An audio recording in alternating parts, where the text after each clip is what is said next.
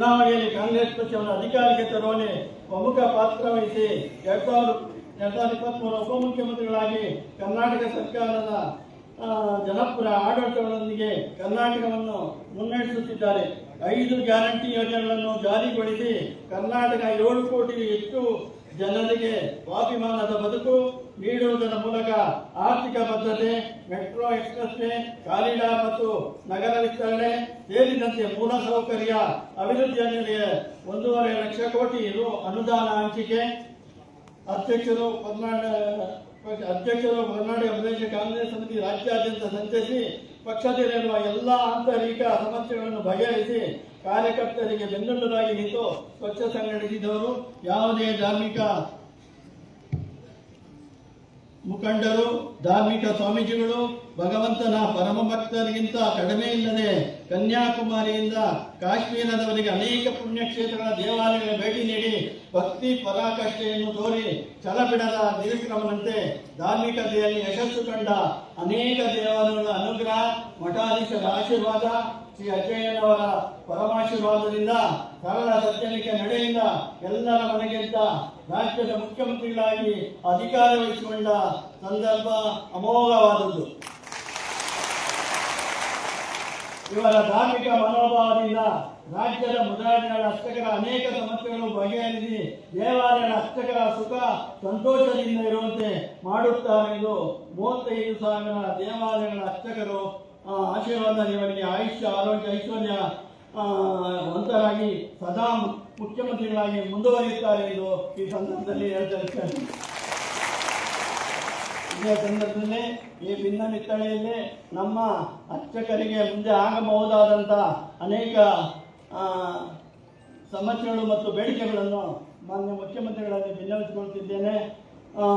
ತಸ್ತಿ ಪಡೆಯುತ್ತಿರುವ ಅರ್ಚಕರಿಗೆ ಮಾಸಿಕ 10,000 ಗೌರವಧನ ನೀಡುವುದು, 65 ವರ್ಷ ದಾಟಿದ ಮುದ್ರಾಜ ದೇವಾಲಯದ ಅರ್ಚಕರಿಗೆ ಮಾಸಿಕ ತಮ್ಮ ಕಾಂಗ್ರೆಸ್ ಪ್ರಣಾಳಿಕೆಯಲ್ಲಿ 65 ವರ್ಷ ಮೀರಿದ ಅರ್ಚಕರಿಗೆ 5,000 ಪ್ರಣಾಳಿಕೆಯನ್ನು ಕೊಡ್ತೀನಿ ಅಂತ ತಾವು ಪ್ರಣಾಳಿಕೆಯಲ್ಲಿ ತಿಳಿಸಿದ್ರೆ ಅದನ್ನು ತಮ್ಮ ಏನೋ ದೈವ ಸಂಕಲ್ಪವೇನೋ ಇವರೇ ಮುಖ್ಯಮಂತ್ರಿಗಳಾಗಿ ಅದನ್ನು ಮಾಡ್ತಾರೆ ಅಂತ ನಮ್ಮ ಎಲ್ಲ 65 ವರ್ಷ ದಾಟಿದ ಅರ್ಚಕರನ್ನು ನಾವು ಭಾವಿಸಿದ್ದೇವೆ.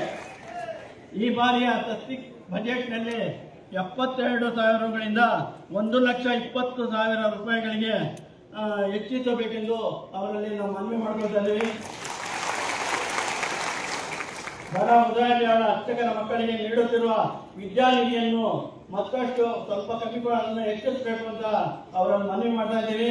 ಈ ವರ್ಗಗಳ ಮುದ್ರಾಜಿಗಳ ಅರ್ಚಕರು ಮರಣವಧಿಯಲ್ಲಿ ನೀಡುತ್ತಿರುವ 2 ಲಕ್ಷ ಪರಿಹಾರವನ್ನು 5 ಲಕ್ಷ ರೂಪಾಯಿಗೆ ಹೆಚ್ಚಿಸುವುದು, ಶಿಥಿಲಗೊಂಡಿರುವ ಮುದ್ರಾಜ ದೇವಾಲಯಗಳಿಗೆ ಜೀರ್ಣೋದ್ಧಾರ ಮಾಡಲು ಎಷ್ಟು ಅನುದಾನ ನೀಡುವುದು, ದೇವಾಲಯದ ಆವರಣದಲ್ಲಿರುವ ಖಾಲಿ ಜಾಗದಲ್ಲಿ ಅರ್ಚಕರಿಗೆ ವಸತಿ ಗೃಹ ಸರ್ಕಾರದಿಂದಾಗಲಿ ಇಲಾಖೆಯ ಸಾಮಾನ್ಯ ಸಂಘದ ನಿಧಿಯಿಂದಾಗಲಿ ಉಚಿತವಾಗಿ ಕಟ್ಟಿಸಿಕೊಡುವುದು, 100 ವರ್ಷಗಳ ಹಿಂದಿನಿಂದಲೂ ದೇವಾಲಯಗಳ ಇನಾಮ್ ಜಮೀನುಗಳನ್ನು ಅರ್ಚಕರೇ ಉಳುಮೆ ಮಾಡಿ ಅನುಭವದಲ್ಲಿದ್ದು ದೇವಾಲಯ ನಿರ್ವಹಣೆ ಮಾಡಿಕೊಂಡು ನಡೆಯುತ್ತಾರೆ.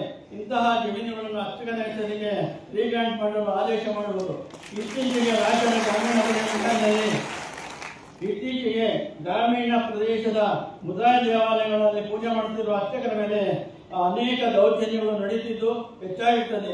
ಇದನ್ನು ತಡೆಗಟ್ಟಲು ಸೂಕ್ತ ಕಾನೂನು ತಂದು ಅರ್ಚಕರಿಗೆ ರಕ್ಷಣೆ ನೀಡಲು ಸಂಬಂಧಿಸಿದ ಅಧಿಕಾರಿಗಳಿಗೆ ಪೊಲೀಸ್ ಇಲಾಖೆಗೆ ಸೂಕ್ತ ನಿರ್ದೇಶನ ನೀಡಿ ಆದೇಶಿಸುವುದು. ರಾಜ್ಯದ ಎ ಮತ್ತು ಬೀರೂರು ದೇವಾಲಯಗಳಲ್ಲಿ ಕಾರ್ಯನಿರ್ವಹಿಸುತ್ತಿರುವ ರೂಲ್ 8 ನೌಕರರಿಗೆ ಇವತ್ತೊಂದು ದಿವಸ ಪ್ರತಿಯೊಂದು ದೇವಸ್ಥಾನಗಳಲ್ಲೂ 100 ಕೋಟಿ ಆದಾಯ ಇದೆ. ಆದರೆ ಅದನ್ನು ಕೆಲಸ ಮಾಡ್ತಿರುವ ಸರ್ಕಾರ 10,000, 5,000, 20,000 ಕೊಡ್ತಾ ಇದ್ದಾರೆ. ಅದು ಅವರು ಮನೆ ಬಾಡಿಗೆ ಕಟ್ಟಕ್ಕಾಗಲಿ ಮಕ್ಕಳು ಫೀಸ್ ಕಟ್ಟಕ್ಕಾಗಲಿ ಯಾವುದು ಸಾಧ್ಯನ ಅಂತ ರೂಲ್ 8 ನೌಕರರಿಗೆ ಸರ್ಕಾರ 6ನೇ ವೇತನ ನಿಗದಿ ಮಾಡಬೇಕೆಂದು ತಮ್ಮಲ್ಲಿ ಪ್ರಾರ್ಥನೆ ಮಾಡ್ಕೊಳ್ತೇನೆ. ರಾಜ್ಯದಲ್ಲಿರುವ 35,000 ಬೇರೆ ಬೇರೆ ಕ್ಷೇತ್ರಗಳಲ್ಲಿ ವಿಧಾನ ಪರಿಷತ್ ಸದಸ್ಯರು ನೇಮಕ ಮಾಡುವಂತೆ ಮುದ್ರಾಯ ಧಾರ್ಮಿಕ ಕ್ಷೇತ್ರದಲ್ಲೂ ವಿಧಾನ ಪರಿಷತ್ಗೆ ಒಬ್ಬರನ್ನು ಸದಸ್ಯರನ್ನಾಗಿ ಮಾಡಬೇಕೆಂದು ತಮ್ಮಲ್ಲಿ ಮನವಿ ಮಾಡಿಕೊಳ್ಳಬಹುದು. ರಾಜ್ಯದ ಅನುಸೂಚಿತ ಮುದ್ರಾಯ ದೇವಾಲಯಗಳಲ್ಲಿ ವಂಶಪಾಲಗಳನ್ನು ಪೂಜೆ ಮಾಡಿಕೊಂಡು ಬರುತ್ತಿರುವ ಗ್ರಾಮೀಣ ಭಾಗದ ಬಡ ಅರ್ಚಕರ ಮಕ್ಕಳಿಗೆ ಇಲಾಖೆಯ ಕಚೇರಿಗಳಲ್ಲಿ ಎ ಮತ್ತು ಬಿ ವರ್ಗದ ದೇವಾಲಯ ನೇಮಕಾತಿ ಮಾಡುವಾಗ 40% ಗ್ರಾಮೀಣ ಭಾಗದ ಬಡ ಮುದ್ರಾಯಿ ದೇವಾಲಯ ಅರ್ಚಿ ವರ್ಗದ ಅರ್ಚಕರಿಗೆ 40% ಮೀಸಲಿಡಬೇಕೆಂದು ತಮ್ಮಲ್ಲಿ ಮನವಿ ಮಾಡ್ತೇನೆ. ನಮ್ಮ ಸಂಘವು ಸತತವಾಗಿ 55 ವರ್ಷಗಳಿಂದ ದೇವರಾಜ ಅವರ ಕಾಲದಿಂದ ಸತತವಾಗಿ 55 ವರ್ಷಗಳಿಂದ ಮುದ್ರಾಯಿ ದೇವಾಲಯದ ಪರವಾಗಿ ಅರ್ಚಕರ ಸಮಸ್ಯೆಗಳಿಗೆ ಇಲಾಖೆ ಮಟ್ಟದಲ್ಲಿ ಸರ್ಕಾರ ಮಟ್ಟದಲ್ಲಿ ಹೋರಾಟ ಮಾಡುತ್ತಾ ಬಂದಿರುತ್ತೇವೆ. ದೂರದ ಜಿಲ್ಲೆಗಳಲ್ಲಿ ತಾಲೂಕುಗಳಿಂದ ವಿವಿಧ ಕಾರ್ಯಗಳಿಗೆ ಬೆಂಗಳೂರಿಗೆ ಆಯುಕ್ತರ ಕಚೇರಿ ವಿಧಾನಸೌಧ ಈ ನನ್ನ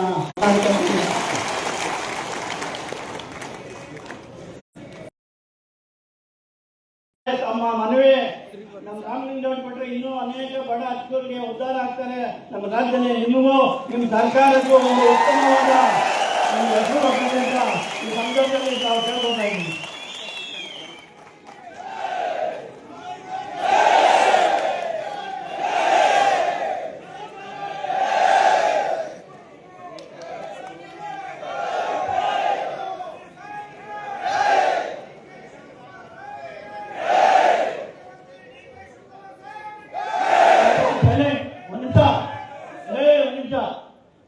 ಈಗ ನಮ್ಮ ಅರ್ಚಕ ಬೇಡಿಕೆಗಳನ್ನು ಈಡೇರಿಸಿ ಹೇಗೆ ನಮ್ಮ ರಾಮಲಿಂಗಾಡಿ ಸಾಹೇಬರು ಅರ್ಚಕರ ಕಣ್ಮಣಿ ಆಗಿದ್ದಾರೋ, ನಮ್ಮ ಡಿ ಕೆ ಶಿವಕುಮಾರ್ ಸಾಹೇಬರು ನಮ್ಮೆಲ್ಲ ಬೇಡಿಕೆಗಳನ್ನು ಈಡೇರಿಸಿ ಮಾಡಿದ್ದಾರೆ. ಮುಂದಿನ 10 ವರ್ಷ ಮೊನ್ನೆ ಅವನ್ನ ಭೇಟಿ ಮಾಡಿದಾಗ ಹೇಳಿದೆ ನಾನು, ಮುಂದಿನ 10 ವರ್ಷವನ್ನು ನೀವೇ ಚೀಫ್ ಆಗಿರ್ತೀರಾ,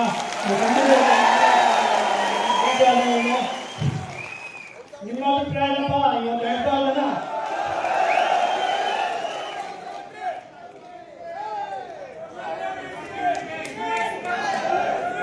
ಮುಂದಿನ ನಮ್ಮ ಅರ್ಚಕರಿಗೆ ನಾವು ಮುಂದಿನ 35